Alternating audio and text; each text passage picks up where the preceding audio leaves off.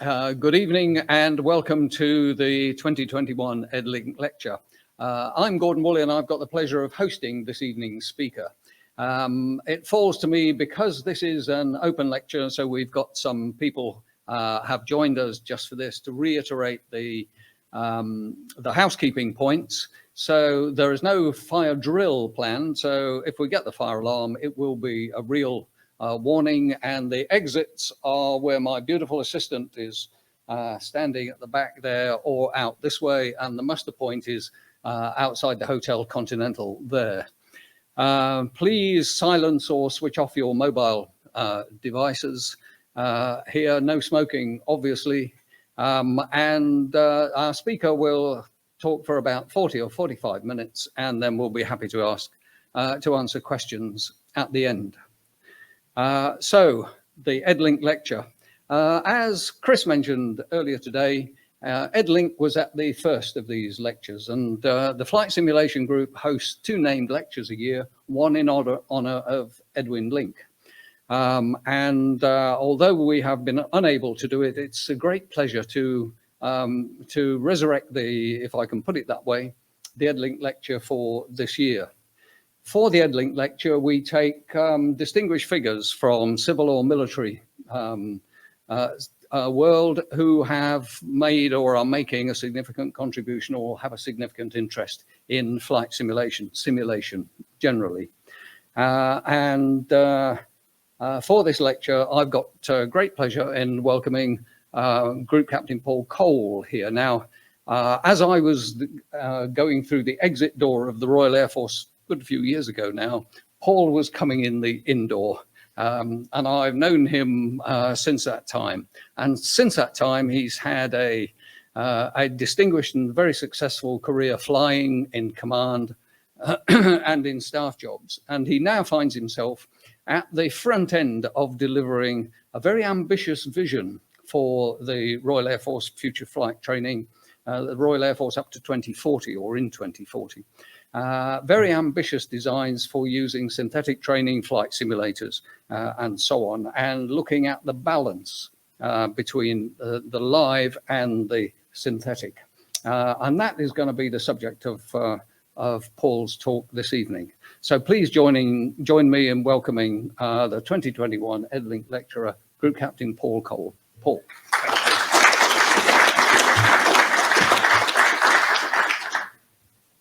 Brilliant. Thank you for that introduction, Gordon. And it's been so long since we first met that I'm probably going out the door of the Air Force as well soon. That makes me feel very old. So as Gordon said, my current role is the Assistant Director Plans in the RAeS Directorate of Flying Training. And it's a huge honour to be asked to deliver the Edwin Link Lecture this year. And as I'm sure everyone here knows, Edwin A. Link invented flight simulation, with many of the parts for his 1920s Link trainer coming from his father's organ factory. So that was highly innovative and very cross-sector. So perhaps there's lessons there for us all here today, a century on. In my role today, I'm very much standing upon his shoulders, and I hope he would be pleased to see how far we've all come and our level of ambition for the future. And hopefully what I have to say tonight will show how we're knitting a lot of today's proceedings together in a military context. So how is flying training delivered in the United Kingdom? In terms of the UK defence budget, it's a large chunk, demonstrating the importance our senior leaders, both political and official, attach to flying training. It's actually one of the few defence programmes that is also a major government programme, with all the extra scrutiny that brings. The plan was to introduce the new flying training system without disruption to operational output. A tall ask, and one we have, by and large, met. Our training service provider is a company called Ascent, a 50-50 joint venture between Lockheed Martin and Babcock International, with the sole purpose to provide the military flying training system for the UK's armed forces out to the year 2033. This leads us into a unique partnering arrangement with the Royal Air Force No. 22 Group and the UK MFTS project team from Defence Equipment and Support, the UK's MOD procurement agency, and Ascent. Very much a three-legged stool, utterly reliant upon each other as our successes and failures are intertwined, and we're only as strong as each other. Moving on to the key challenges we're facing today. Essentially, there are three. The introduction of new aircraft as part of the enduring legacy of the 2015 Strategic Defence and Security Review, the requirement to train more fast jet pilots, and as you'd all expect, resource. Taking each in turn. New aircraft. We've recently added 4 new Texan aircraft to our fleet and more helicopters, all to cope with our SDSR-15 increased demand for military aircrew, something the integrated review didn't really alter. Aligned with this challenge is that of an interconnected training pipeline. It's actually more like a web than a pipe. Pull on one part of it, making a change, for example, the Army Air Corps and the Fleet Air Arm going direct rotary wing, then you cause an effect valley on fast jet training, as now you have more prefect hours on fixed wing elementary flying training at Cranwell. The major challenge sits in the fast jet arena. Stand fast to current pause in airline recruitment. All the indicators, and we've heard that again this morning, are that this will not last and people will again begin to leave. Some we are certain have remained, not because they wish to, more because they have to. Whilst I personally will leave how we remunerate and look after our people to others, my part of the solution is to train more people more quickly so that they can spend more time on the front line, which is why we all join our nation's militaries anyhow. MFTS is such a success now that the problem is actually absorbing those personnel onto the front line. Lastly, the perennial issue of resource. We would all like more money, more time, and more people, be you in the government sector or the private sector. However, for all of us, it's simply unrealistic. And we in defence must be frugal with taxpayers' hard-earned money, giving them demonstrable value for money. And that means we have to be as efficient as possible in all that we do. So the key challenges demand solutions. And I've grouped my thinking into 5 areas: innovate, download, tech, and pipeline redesign, all underpinned by experimentation. Firstly, innovate. Google, Uber, Apple, Microsoft, and Facebook all came from meeting a demand with little resource, and now look where they are. Similarly, in defence, United States General Martin Dempsey believes it holds true. And in a recent RAeS podcast, he said he used this methodology as the chairman of the Joint Chief of Staff to drive innovation across the US Armed Forces.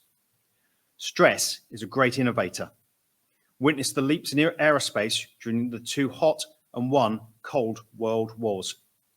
And indeed, how this conference is now being run in a hybrid fashion and how we've all worked for the last 18, 19, 20 months. Download is key. I need to download from Coningsby to Cranwell, get the training out of expensive frontline aircraft and backwards as far as possible through the training journey. I need to download from cockpit to computer, get as much out of noisy, expensive, CO2 emitting aircraft into synthetics that can run on green electricity to help meet this nation's net zero 50 targets and my chief's net zero 40 target to make us not only the world's first air force, but the world's first net zero air force. I need to download from classroom to chat room to allow students to practice as much as they need to, perhaps even arriving at the next stage, having completed all their ground school and more virtually. I need to move from instructor-led to student-demanded, modern learning for modern minds for Generation Z and Generation Alpha. On-demand learning seems to be the format that meets their learning style and their needs. This will allow us to compress in time, training, so to get more frontline time per person, with Nirvana being a bespoke, targeted training course per individual student, only flying to confirm. So to try and turn these solutions, which look very attractive on a huge PowerPoint slide, into reality, we have 2 big tech projects ongoing. The first with our training service partner, Ascent, and the other through DSTL, Defence Science and Technology Laboratories, with RAeS. Fast jet training transformation is about getting the right number of student pilots to Hawk so that enough graduate to service the flying and staff roles required by the Royal Navy and the Royal Air Force. Driven by financial reality, we broke it into 4 segments across the financial years. Also, even if we had the finance, this was the sensible programmatic way of phasing it, as we had to keep the flying training system going. No luxury of an off-season to regroup and reset. So the sprint trials and video. This was using 2 of CAE's sprint devices, which in this case emulate the Texan T6, our basic fast jet trainer. We've experimented with downloading from our scarce and more expensive flight training devices. As the pace of tech moves on, even during the experiment, as we can see, the virtual headsets became more and more capable with wider and wider field of view and high resolution. Mixed reality came available. The headsets became lighter and more comfortable to wear. These trials are showing that there's the very real possibility of downloading from more expensive FMSs and allowing the students closer to an on-demand learning experience. We've experimented with linking up the 2 devices to fly formation and basic fighter maneuver, increasing sortie complexity and inducing a larger cognitive load upon the student. It also comes with eye tracking, so we can see where the student really is looking versus where they claim they are looking. And I personally was guilty of that in flying training, of fixing my eyes on the AI and not getting my head out of the cockpit. It also has virtual instructor modes, and we've found that the VR playback is very useful as a teaching tool for the QFI to demo what good looks like, and also for student debriefs. So I said these were trials, and trials they were. So using Central Flying School expertise in the form of Dr. John Alsop, a qualified psychologist, and his academic colleagues from Birmingham University and DSTL, we took a true scientific approach to inform our investment opportunities. Essentially, in a double-blind experiment, we assessed how well students learnt using the mixed reality sprint equipment versus the far more expensive and scarce FTD2 for the Hawk that we have. Now, it's late in the day, and I don't want this to be an eyesight test. So what I'm now showing is the scoring of students flying an ILS, having learnt and practiced the task in either the VR rig or the FTD2. So what we can see, and for context, a 3 as a pass, is that irrespective of the platform used, everyone passed. On balance, we can see that those using the more sophisticated system did a little better. So what do we believe this means? What's the so what? We believe VR is a useful addition to Texan synthetic training. Training in the more sophisticated device leads to better outcomes, but an increased cost. So to my mind, the so what is that the VR cannot quite yet replace the more sophisticated device, but that it is certainly complementary, and we could download some lessons further. I did qualify that comment by saying yet. And I also note that some companies are now offering motion platform VR rigs, which we're keen to explore the utility of. On video, we're finding this works really well with students also. So without putting you on the spot and asking you to decide which is a real video and which is taken from Sprint, the capture on the left is from a real flight. That on the right is from a VR simulation. With the difficulty in obtaining representative video capture of critical stages of live flight, for example, short finals, low level, close formation, basic fighter maneuver, the simulation offers us a safe opportunity to capture it, reducing the risk for the duty holder chain and those actually flying the aeroplane.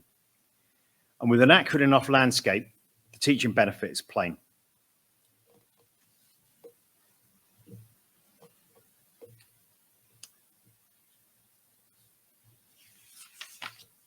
So prefect to Hawk trials.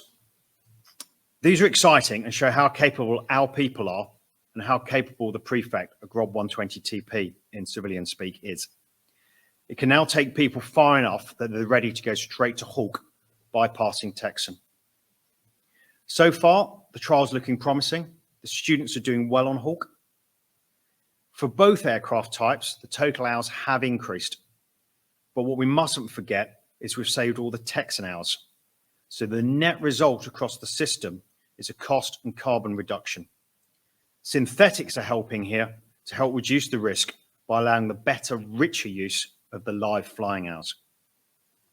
To make prefect even more capable, we're looking at modifications that could include carefree throttle handling, pressurization, increased all-up mass, and more synthetics. Hawk trials. So, like much of my school science career, which is why I turned to the social sciences, not every experiment succeeds. And to explore the boundaries, we have to be given the space and be prepared to fail. The Hawk 360 video trial showed that the video does not currently have sufficient resolution for basic fighter maneuver, let alone for advanced combat maneuver. The picture we're looking at shows a bunch of yachts at 1 nautical mile. I'm not a fast jet pilot, but even I can work out that resolution is not good enough yet to work out closure, plan form, or range assessments. However, we've parked that. We'll monitor what's out there in industry, and we'll reassess when the resolution surely improves. The VR for the Hawk is looking a lot more promising, and we're building that upon the work already done on Texan. Plus, using the VR work we're currently doing on Hawk to support Qatari Emirati Air Force students coming across the UK flying training system, both with learning how to use English in the aerospace environment and then getting them used to flying in clouds and mountains, both of which not terribly available in Qatar. On Hawk Mixed Reality, the next step is to do that, introducing it to the desktop trainers and enhancing the flight model for the simulator to make them more representative of the aircraft. So we can again download more out of the air onto the ground. I have to download 1,500 Hawk hours by 2023. Again, our plan here is to use these cheaper systems in bulk, allowing lots of on-demand training for the students. They can come and use it when they want, how they want. Once we've completed this experiment, then again, like school, we'll be back to writing up and the so what discerned. And in this case, the output will be a next generation flying training system, with the outcome being more, better trained pilots hitting the front line. IDAS, Immersive Data Driven Airmanship Simulator. What's really clever about this kit is it's lightweight and portable. It goes in a suitcase. And then when you get it out, it fits around a normal office chair, as you can see with our previous Royal Canadian Air Force exchange officer using the equipment. The point is to codify airmanship. All of us know it when we see it, but what is it? And this project aims to show us that, and also what it looks like at each stage of a career for each type of a pilot. So working with error-based RAeS through DSTL and RF experimentation based at Royal Air Force Leeming, we're using a Texan-based rig to capture vast amounts of data, which can then be exploited so we can codify airmanship, or at least start to. And this is where we're just starting to use AI, big data, and machine learning to help us.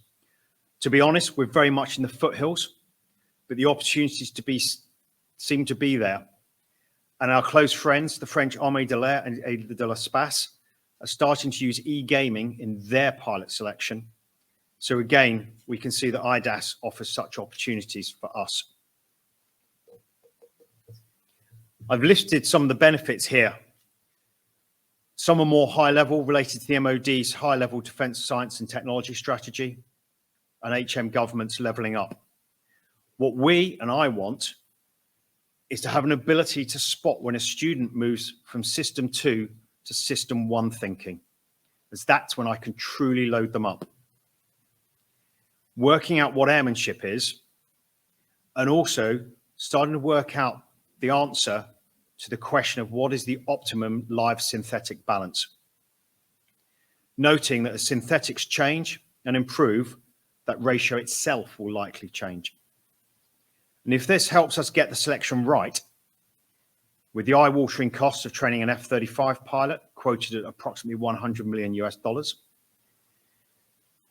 the fact that we have to train UK, US eyes only F-35 sorties in the synthetic environment because we don't wish to demonstrate to the rest of the planet how formidable that platform is, we're going to have to use simulators. Another strain to this is pipeline change. Historically, we've had a fixed pipeline of elementary, basic, and advanced, probably going back to 1912 when we first established the Central Flying School. And this pipeline was irrespective of where you were destined and how good at flying training you were. Today, we need to step away from that fixed system to one that is more agile, more tailored to the individual and their frontline role, and then it's far more efficient. Because what we in training need to remember is that it's not an end in itself. For us, it's about military capability. So we're going to create multiple pathways through the training system, use the aircraft more intelligently. So for example, in multi-engines, my background, some of the training will finally be tailored towards ISTAR, tactical air transport, strategic air transport. The same is going to happen at Shawbury for helicopters. For fast jet personnel, that means you'll do parallel pathway. You'll either go prefect to Hawk, or if you've come through the University Air Squadron system, you'll go Texan to Hawk. The next step will be proficiency progression, and eventually fly to confirm. Quite a break from the past, but one that with simulation, I truly believe is now possible. But what for the day after tomorrow? And for me, that's looking out 10 years hence. And the areas I want to discuss are Astra, foreseeing changes, recruiting challenges, the scale of international cooperation, and finally, what opportunities we have. Astra is about the next generation Air Force, looking towards the middle of this century and the advent of Generation 6 platforms such as Tempest. It's also about challenging how we do things, shifting training to just-in-time, shifting to synthetics. So what changes do I foresee for flying training? We've all here tried to predict what will happen, but the last 20 years have seen an unprecedented technological advances in many areas, so much so that we're now living through the fourth industrial revolution. There's nothing to suggest this advance will slow down, and therefore we must keep pace and look for openings to maintain our advantage over adversaries.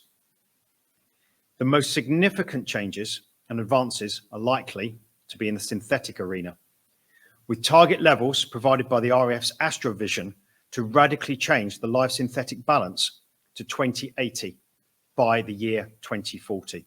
So 80% of training delivered synthetically. We're already partway there. The A400M conversion at Bryce Norton is currently 90% synthetic. The key to all this will be getting our synthetic environments to be more representative. They must incorporate high-end visuals. They must be networked. They must provide realistic ATC, and they must generate other air entities, either human-controlled or via AI. And that's going to be required to make our people better, faster. However, there's likely to be unintended consequences of such a move. It may generate different errors, but possibly not more errors. For example, think about cognitive emergency actions. Real in the FTD, with levers moved? Will that lead to real actions in the live air system in response to a simulated emergency? We'll have to think about these carefully. The MOD's Integrated Operating Concept 2030 indicates a greater mix of crewed, uncrewed, and autonomous systems. uncrewed and autonomous systems will be different from RAeS. We're going to have to consider who will control these systems and how will we train for them. Is it feasible to have a single controller for multiple systems? Will there be an appetite for non-human cargo flights to be uncrewed, or even human cargo flights to be uncrewed, like the London Docklands Railway? A particular challenge for the Royal Air Force is a service-wide relative lack of SQEP modelling and simulation expertise and deep cyber knowledge generally, to ensure that the synthetic usage is maximised appropriately and such systems are specified and procured properly. And we need to foster growth in this expertise. Data is the new gold. The world revolves around it and it has worth, but it needs managing. We need to use the data generated by our complex platforms and simulators to tailor the flying training experience to an individual. We need to use that data to improve 3 key aspects of flying training: safety, quality, and efficiency. And we need to use data to work out the optimum live synthetic balance using performance data, not just blunt targets. So the risks. Fidelity, to my mind, covers all aspects of the sortie cycle, not just the flying. So the question is, will training in the synthetic environment be more operationally representative compared to the live? And I've already given one example of F-35, where we cannot rehearse all missions in the air. But before we leap this way, we have considerations. Who's the audience? Rotary, fast air, transport, rear crew, air traffic, engineers, operations support staff. They're all key to delivering air combat power. The whole, a sortie is a small part of several overlapping operational processes. They all need to come together to test the live system. Weather, fog into some viz, sync-on finals, and so on. We'll be able to emulate that accurately, especially in the low-level environment. Physiological, how do we emulate G? Typhoon is a 9G platform. You're not going to replicate that physiologically in the simulator. Air sickness, especially if down the back of a Poseidon or a wedge-tail in a metal tube with no windows rolling around. How do we make sure we haven't trained highly expensive non-commissioned aircrew and then find they can't cope with being in the back of the jet? Other considerations: practice seat checks for those on ejection seats, practice aircraft walk rounds, practice donning of air equipment assemblies, and especially if we go back to an NBC scenario where we have to fly an NBC equipment. And then what should we keep for live flying? Should we go deep and narrow, or should we go shallow and broad? Should we be thinking 5 hours or less a month for our frontline pilots? We'll most likely continue to attract applicants, but are they going to be the people we want, or far more importantly, the people we need? We here, most of us, are the products of different era and system, and it's difficult for us to be unbiased when we consider who we think should be operating the next generations of air systems. Can we, should we, try to identify recruits earlier? And as we touched on earlier, can we use the same synthetics to help identify and differentiate future aircrew more accurately and earlier? Applicants will likely still be products of a standard classroom-based national education system, and therefore early selection metrics will remain critical and may require development. We can also assume there will be a different set of demands for future combat air systems when compared to multi-engine and rotary systems. We can see with Tempest, the UK's Gen 6 combat aircraft programme, that the roles and demands on the operator are likely to be changed markedly. We're even seeing that with F-35, a simple aircraft to fly, a very difficult aircraft to operate and to fight. To maximise our talent, we need to continue to address equality and diversity so that we can recruit the very best, irrespective of gender, colour, heritage, or belief. We have much more to do, and we need to understand why some do not believe that their Royal Air Force is a career for them. Of note, the percentage of females in the Royal Air Force combat air roles has not represented the overall pilot intake, and we need to get at why that is.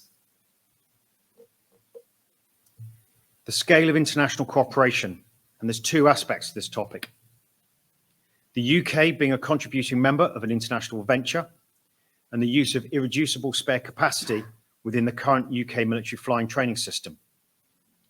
Retaining both avenues allows for absorption of the invariable variations in demand, and future uncertainty is probably the only guarantee that we have.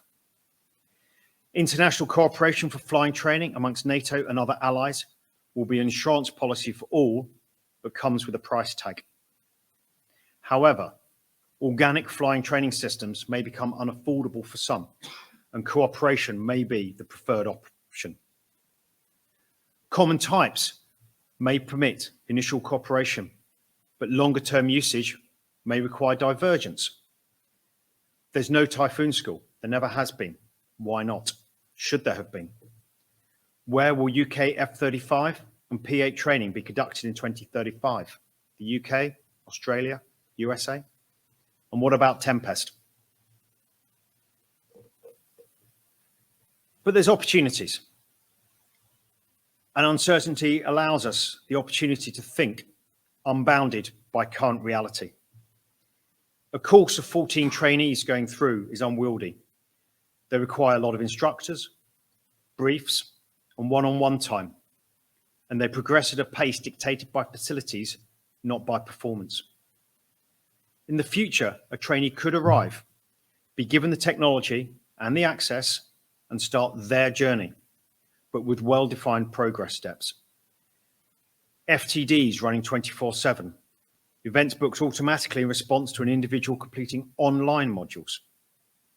Attitudes to instructional approach will also need to change, loosening the reins in some areas, tightening them in others. Tertiary education in this country is showing us the way, and we need in defence to have the humility to learn. Less reliance upon instructors, less reliance upon live air systems. No weather impact in the simulator unless you want it. Fewer choke points in the system. Competency-based progression. The generic synthetic air system could be used, which morphs into a more demanding system as the course advances. We could move to no conversion or simply a 2-week ground school. So there's lots of potential for time reduction, asset cost reduction, manpower reduction, and standardized delivery. It's got to be holistic with both aircrew physical and mental conditioning taken into account. Do we also need to be concerned about the motivation and the individual enjoyment, the life of a pilot, against treating them as a commodity? There's going to be difficult choices ahead. But the father of simulation, Edwin A. Link, would recognize these opportunities and challenges, I'm sure. And I know, having spoken with my late grandfather, who flew on the Stirlings, how skeptical that generation was of the box. The skeptics are still out there, even though the box that Edwin invented is getting better and better, and we must download. So I truly hope that if Edwin's here tonight with us, he will be proud of what he has started and excited of what all of us, be we military, civilian, on what part we play, are all doing with his invention. We in defence must continue to embrace it so we can defend the nation and protect the planet. Thank you.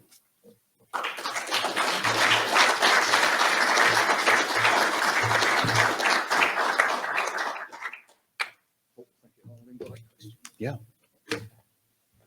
Ladies and gentlemen, thank you very much. Paul is very happy to take questions. The format will be, if you would use the standing mic over on the side there, please introduce yourself and direct your questions. I'm not going to moderate this, so Thanks. So you're on your own. Right. So please, can we have the? I see a regular customer, Hardy Annual, heading towards the microphone. Ian Strawn. Yes, hi there. Ian Strawn, an ex-Royal Air Force QFI. I wonder how you're going to sustain morale, particularly amongst the UT fighter pilot community. I can understand with transport aircraft, you do most of the work on the simulator, but then they have an operational role, so they have lots of real flying. Fighter area is just slightly different, it seems to me. And fighter pilots, and having been one myself, are a bit, I'm not quite sure the word, mercurial. You know, they want certain things, which include flying and high G and all the rest of it. And I can see from a training point of view, lots of simulator, very little real flying. But I'm not quite sure how this is going to work, unless you have some spare cheap aircraft on the squadron that they can go and, shall we say, horse around and enjoy themselves with. Sure, thanks for that question, Ian. So the Astra live synthetic balance that we're looking at is across the system. So it's not every platform must be at that. The chief does recognize that different platforms have different requirements. So for my world, the strategic air transport, let's be honest, the Voyager does, when it's in the passenger mode, pretty much the same as commercial airliner does. So we can move to a very high live synthetic balance. You're not doing 3D maneuvers. For fast air, absolutely, Ian, you're doing 3D maneuvers. My comment about the physiological aspect really plays into the fast air CADA. We've only got one centrifuge in defense up at Cranwell. We can't keep putting the entire CADA through there to keep them G tolerant when they need to be tolerant in the Typhoon to 9. So there's that. I think also there's a change. And when different generations join the Air Force, the generation before says, oh, it's brilliant in my day. Oh, we had the Changi slip, I got told when I got to Lynham, in and out of Singapore. And as I was leaving Bryce, I was going, oh, before 9/11, we used to go around the world. And this next generation have come on and they've done their bit and they've had their time and they'll tell stories. But my point is the generations evolve. And I think if someone said, even only 20 years ago, when we were first loading our pilots onto Predators based out of Creech in the USA, no one wanted to go and fly a model aircraft. It's a toy. Why don't I want to go and do that? Today, we have absolutely no problems in recruiting for Reaper with Protector coming online. It's one of the most operational air platforms UK Defence owns. They are on ops 24/7. You go and talk to the guys and girls up there, they absolutely love their job. It's incredibly demanding. And we can recruit direct for RPAS pilots now without an issue. So I do think the coming generation won't know that once upon a time, everyone flew 40, 50 live hours a month. This will be their reality, that they're fighting the F-35 in the simulator because that's where they can fly the F-35 to its true capability. Stand fast the G and the physiological, because they won't be able to fly over the North Sea because we're not going to let them, because we don't want any adversaries, Russia and China has been identified, to see what we're up to. I think that's going to come. The challenge will be the physiological aspect. And at the moment, the recruiting statistics speak for themselves. We have no problem recruiting. And we're quite open with this new generation coming through of what their futures look like. And it will only go that way.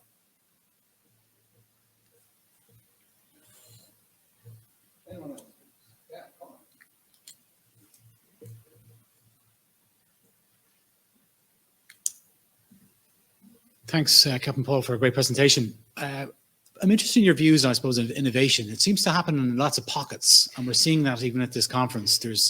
So how do we, at a UK level, how do you join up what primes or subprimes, SMEs, universities? What's underway, and what's on your wish list in that regard? Yeah, great. Thanks, Connor. Yes, we were speaking at lunch. I hadn't met Connor before, and Connor says, "Oh, I'm doing all this voice stuff." And I said, "Oh, well, I'm really interested because we're doing biometrics, but we're not looked at voice yet."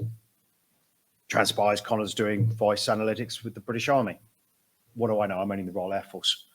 And yes, there's a problem. I think some of this technology has been moving on so fast. It's been a bit like the Wild West, and there's been lots of pop-ups. And I think a bit like VHS and Betamax, if I can use an analogy from my childhood, which dates me, some's going to work and some's not. There's going to be an element of Darwinism. Within defence, it is being looked at. We have the Defence Modelling and Simulation Centre at Shrivenham, the Defence Academy there in Wiltshire. There is a joint services publication, which of course I've read all of them from cover to cover. That tells me how I should be doing it. I haven't read it, and I've got some staff who have, thankfully, and we do our best. But the timeliness and the process can get in the way. So I think some of the challenge is making the cohering process fast enough and rapid enough that can keep up with the tech and the innovation. Because when you go to RAF Valley, like I was last week, and you're talking to the 22, 23-year-old students going through the system, they've got some amazing ideas. And they've got some amazing tech in their pockets and in their rooms in the mess, because they've grown up with this and they can see ways of joining those dots.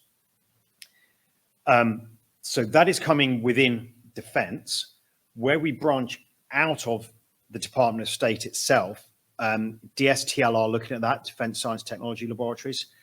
They are linking in with academia, and there is an academic partnership going on. We personally are linking in through Dr. John at Cranwell on Central Flying School to link into Birmingham. So his paper will come out in a peer-reviewed journal. I'm not sure which one yet, but it will come out properly peer-reviewed. So we can engage with them. The US Navy are doing a lot of work with academia as well, to get into behavioral science and the psychology part of it, as well as the technology side of it, because you've got the human as a machine and then you've got the machine as a machine, and how we link the two together. So we have a lot of work to do. I'd give myself a B- on a good day at the moment, to be honest and frank with you all, because I think when we can scale up, then we've got an amazing opportunities. And that's what within the Royal Air Force, Project Gladiator, if anybody here has come across it, I know a couple of TARLIS have seen it. And that's looking to link up all the frontline simulators and getting to the live virtual constructive. And then Nirvana will be linking those in with the Type 45s and the Queen Elizabeth carriers, and then linking that up with Warminster with all the armoured fighting vehicle simulators they've got down there. So we can go and do a full package in simulator land. And actually that takes a lot of pressure off, because, and again, Gordon and I were speaking earlier, and Ian was quite right. We get a lot of our trade because at the moment, as a truckie, parachutists, and they do have VR equipment, need to parachute. So I need to fly my Hercules for them to jump out the back of. So I get some of my flying there.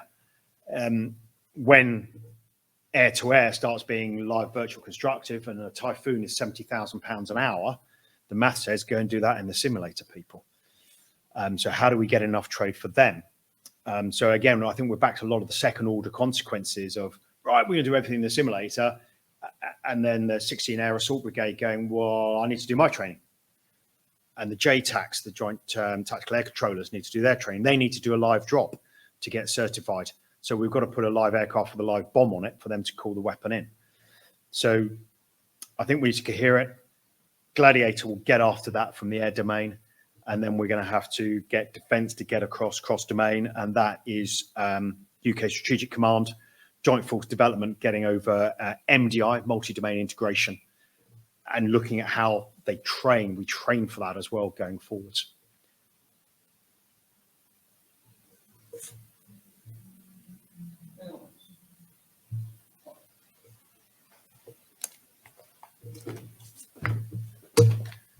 Well, we were promised an ambitious and wide-ranging talk, and that's what we've had, delivered with great clarity and great authority as well. I don't think any of us would envy the job that Paul has at the moment. He's also very constrained at what he said, so I'm very relieved to say he has been, because it's a fairly sensitive time for defence and budgeting and that sort of thing. He has been very open with us and exposed a great deal of what is going on, and his impressions of it, what he's hoping to do with it. So I think an excellent Edwin Link lecture, a great choice of Paul. And if you'll join me again in thanking him, he will be, for those at the conference, he will be around tomorrow. So if you want to do any chest poking, he's... Please do. Yeah. Might go unattributable at this stage. Very receptive to that. So please join me again in thanking Group Captain Paul Cole, our Edwin Link lecturer. Thank you. Thanks, Paul.